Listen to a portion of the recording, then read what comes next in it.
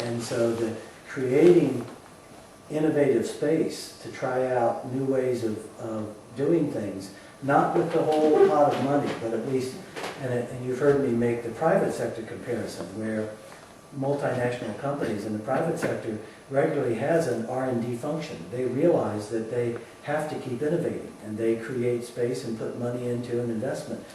The government sector and the community sector tends not to have that innovative space, that innovative investment of finding the R&D breakthrough. So that's another way of locating developmental evaluation, is it is the parallel to the R&D function in the private sector. And one of the messages, at least in the American business community, is that we can't stop investing in innovation and hunker down and only keep doing the same things in a time of crisis.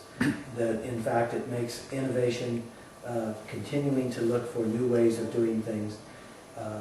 And that's very much Obama's message about trying to negotiate a different role for government than the U.S. has ever seen in things like the banking sector and parts of the manufacturing sector, new kinds of partnerships.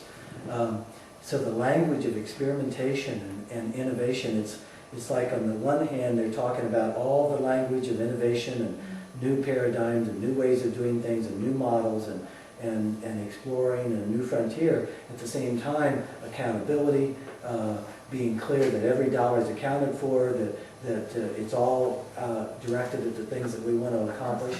And there's clearly a tension in those two spaces. And that's where a lot of the public policy lives now, is a recognition that we're in a creative destruction period.